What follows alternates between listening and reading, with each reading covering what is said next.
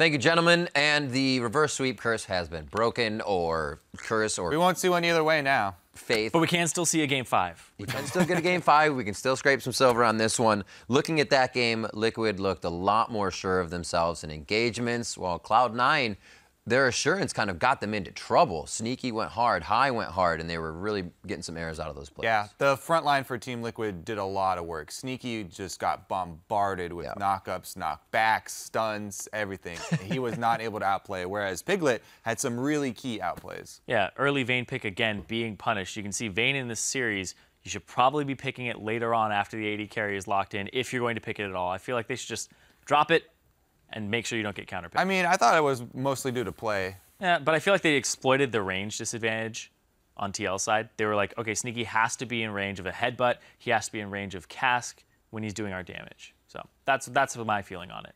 Well, looking at, actually, let's pull up the replay there, because that fits right into the range that Cloud9 kind of needed to stay out of, but were forcing themselves into, knowing they were this far behind. And you can see Phoenix still running from base, the teleport's coming in, but they could not keep out of range of this.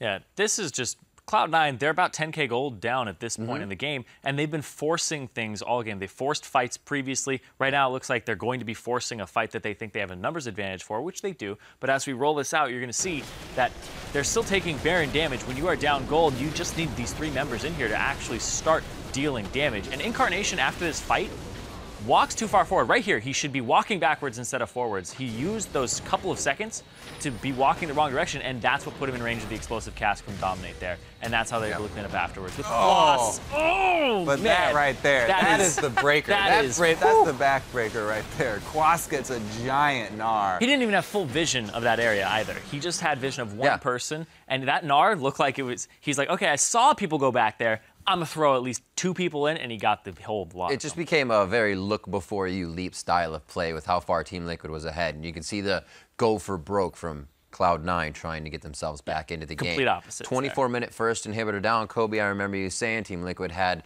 a little trouble in closing out games. It was only 4 minutes later they were able to go for the next one. But those were off some Cloud9 errors. Do you think they were closing out games regardless still better? I'm very happy to see Quas on Gnar rather than Nautilus. I don't think he should go back to that champion. Much better to have him on bigger playmaking champion.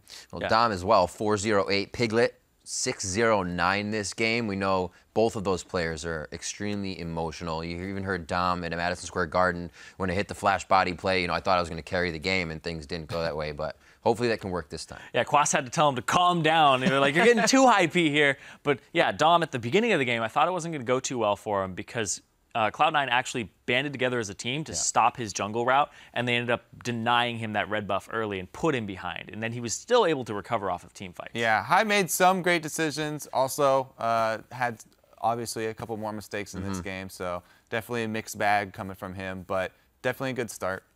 Yeah, one thing I do want to touch on in the champion select is the Diana pick in the second round. They went Braum, then they went Vayne Diana. I feel like locking in the Diana that early on just allows them to pick whatever they want into it. They realize you're going to have global pressure, possibly double global. You know, it will be double global, but then if you have a Shen on top of it, I guess it's much easier to get down there. But still, then you realize the name of the game. You realize the name of the game is, okay, bottom mid pressure, jump around those 2 areas. That's going to be easy to pull off. I feel like you wait on the Diana pick. They could have locked in their jungler there. They had already seen the jungle on the side of Team Liquid. Lock in the Elise there, wait on your Diana pick, see what they bring in, and then you pivot on your strategy. I felt like they gave too many cards over, and that's going to be a lane that you're not exactly winning right off the bat. Well, Cloud9 definitely have to shore up a few of the weaknesses coming into Game 3. We're going to step away while our teams reset for that game between Team Liquid and Cloud9. Keep it tuned right here. The action continues in 3.5.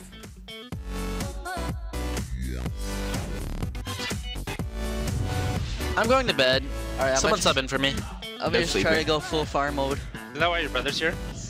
Yeah, he's gonna sub in. He's like Masters though, but It's pretty good. yeah, not too bad. Condition can't do enough damage. Hyde should have the repel, and he doesn't. He tries to get Dominate and screws it up horribly. Okay, have mana. I'm backing up. I'm really low. Fight. Nice. Diana. Yep, down. Here's Flash. Can we Baron here? Yeah, Baron. it's a 30. Beautiful knock by Incarnation, must flash, and Sneaky walks forward. Why? Caught by the Mega Gnar. High is next in line. Team Liquid crushed the team fights, and they fire back.